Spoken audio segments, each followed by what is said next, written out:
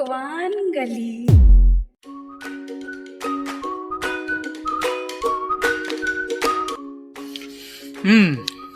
भाई वाह, आज तो मजा आ गया। पूरियां, पिंडी, छोले, क्या बात है। आहा। हाँ, क्यों नहीं। अगर आपका खाना हो गया है तो आपको याद दिला दूं कि पकवान गली में हमारे श्रोता इंतजार कर रहे हैं। ओ हाँ, नमस्कार दोस्तों, कैसे हैं आप? भाई मैं तो लजीज खाने का लुत्फ उठा रहा हूँ। दोस्तों, आपको मेरा भी नमस्कार। वैसे दिनेश, अगर तुम्हारा खाना पूरा हो गया हो तो आज हम किसी नए पकवान के बारे में बात कर लें। अभी कहाँ हुआ जूही, अभी तो मीठा बाकी है। अभी भी कुछ बाकी है? हाँ, बाकी है ना।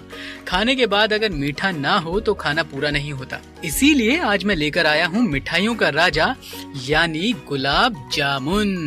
भाई वाह, खाने के मामले में तुम्हारा कोई जवाब नहीं। वो तो है। इतना सब खाने के बाद भी गुलाब जामुन के लिए पेट में जगह बचा रखी है। जगह तो बचानी होगी ना, आखिर ये गुलाब जामुन इतनी दूर से जो आया है। दूर से आया है? अरे ये तो तुम्हारे घर से आया है, और वो इतनी दूर भी नहीं है। अरे मैं बात कर रहा हूँ गुलाब जामुन के भारत में आने की।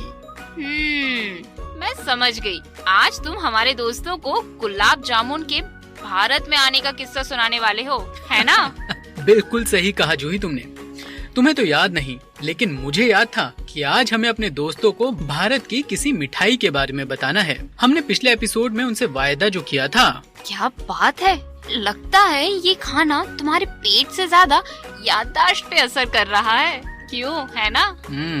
मेरी याददाश्त पहले से ही अच्छी है, ठीक है?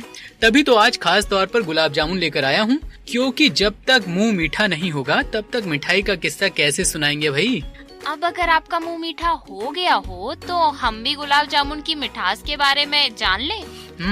ठीक है, तो अब शुरू करते हैं गुलाब जामुन की कहानी। तो दोस्तों, गुलाब जामुन ऐसा पकवान है जो भारत के हर हिस्से में बनता है।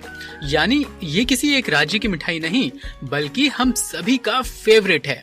तभी तो गुलाब जामुन को मिठाइयों का राजा कहा जाता है। हाँ, ठीक है। लेकिन दिनेश, तुम मुझे ये बताओ कि आखिर गुलाब जामुन राजा बना कैसे?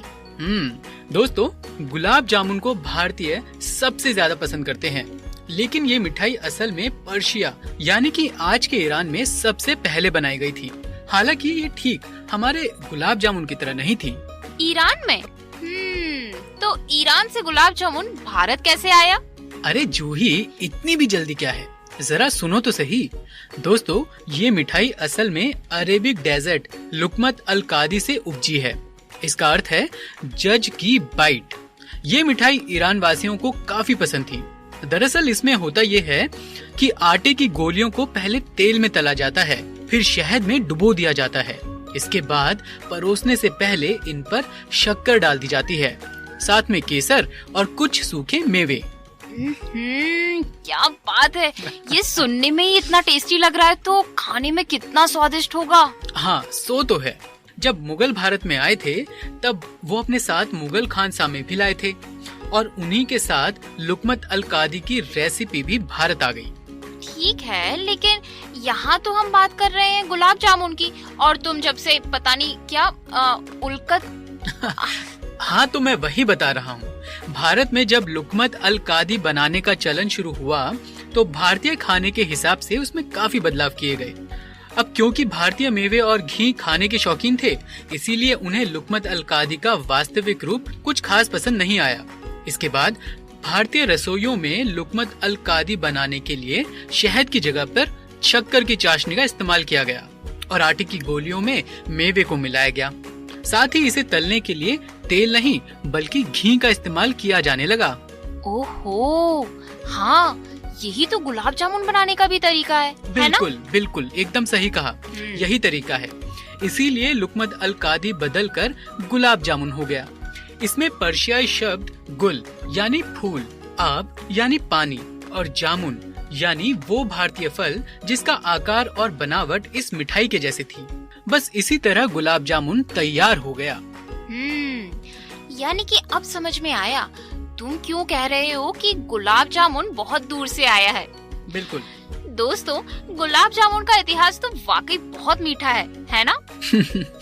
तो अब आप इंतजार किस बात का कर रहे हैं?